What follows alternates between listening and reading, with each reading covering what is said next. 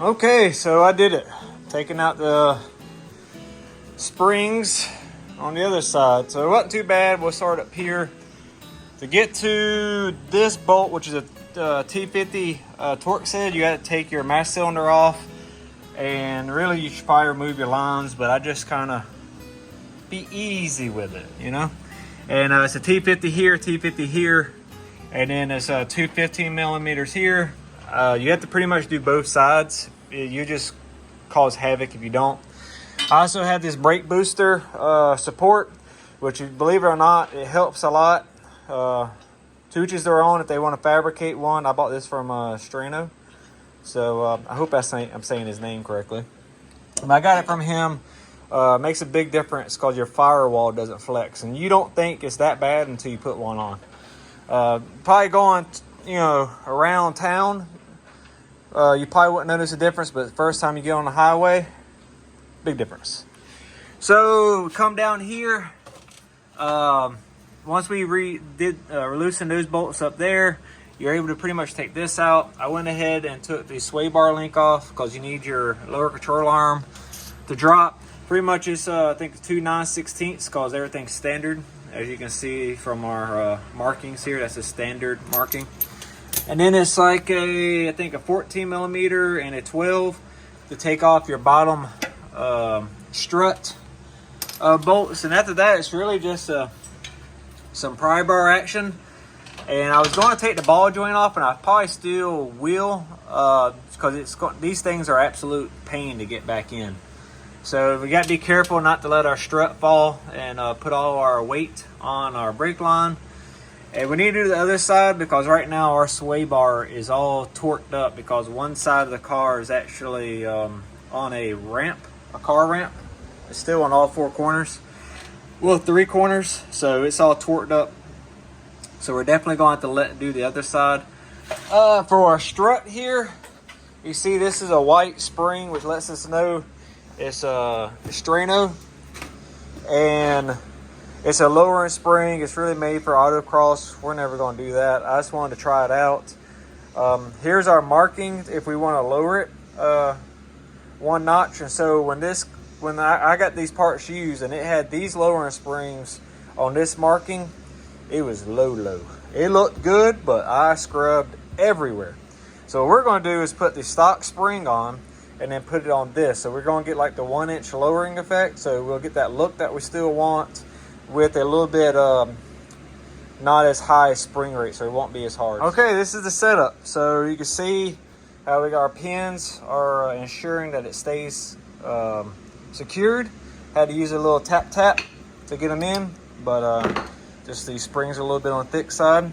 And then we got everything finger tight. We got them on both sides. And we're just going to keep hitting until we pretty much relieve our stress off this nut. And then once our stress is relieved off the nut, then we'll take this off and we'll loosen it, back and forth. Just trying to keep everything even, take our time. And pretty much the only thing failure I can see is if these threads strip out. But like I said, just a little bit at a time, and I think we're going to be okay. So let's go. Okay, super easy, but as we go, and I do remember, this is the one that gets sketchy. The reason why is you can already see our depth difference. Our height in the spring. So even though this one rides smoother, it has to compress that much to make up for this. So this one, our spring compressor is really going to be working when we get out. So this side's complete. Was a little scary. A couple of things to mention or pay attention to. Pay attention where your sticker's at or where the outside of your spring is going to be facing, because everything has to be orientated with this hat.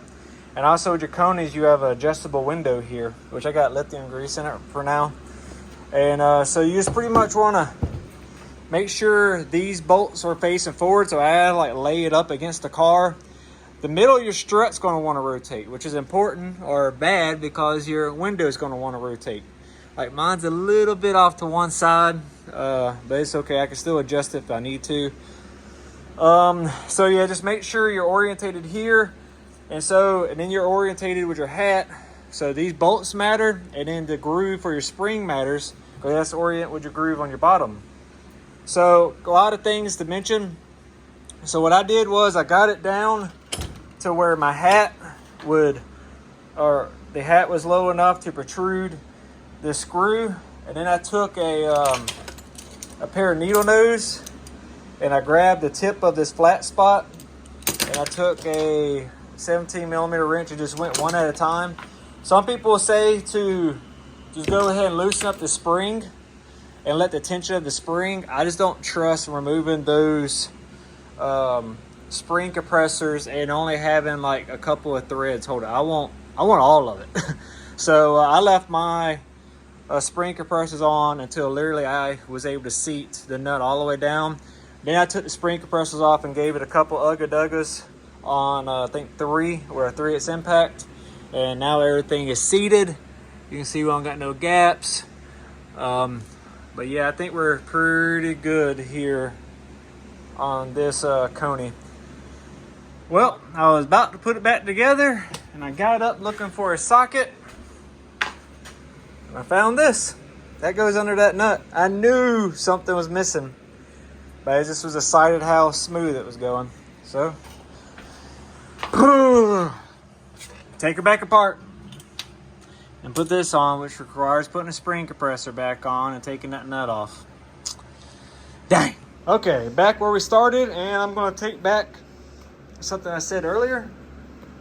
When you put this piece up top, you can't do what I did earlier with holding it and using that wrench. So you have to do what pretty much I said earlier is I kind of ugga-duggered it until I had 3 or 4 threads showing, so I knew I had good thread contact.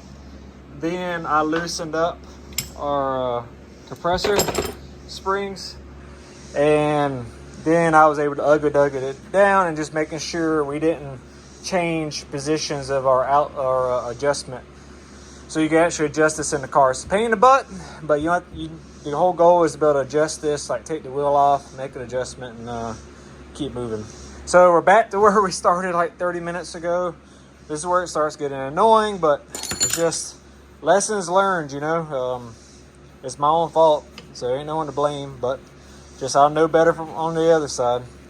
All right, put it back together again. Okay, all back together. Top and bottom, super easy once we got past that spring.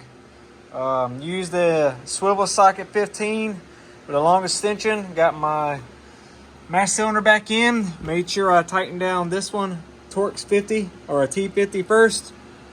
Put this on, 15 millimeter swivel. Knot this in, you can get to this T50 easy. Put our ball joint, upper ball joint back together. Put our, hit it with some ugga-duggas, put our cotter pin back. We then used our jack to jack up the lower control arm. That allowed us to get our sway bar back in. And what I did for the spring is, it's wanting to be at an angle, but you're not angled correctly. I use an awl, and I stick the awl into like one bolt, and just that kind of gives me an alignment of one hole.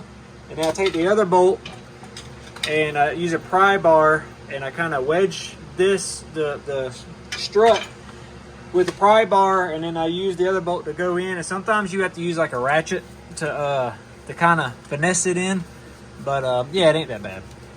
But just, you know, think outside the box when you're doing it. And yeah, we're ready to go go to the other side now, and hopefully be a little... So here's the closeout for this video.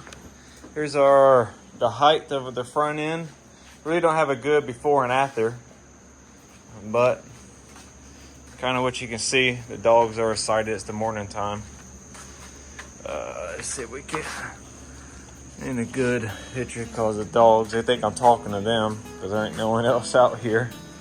So there, kind of stock ride height, nothing special there, but the 28s in the back does help with the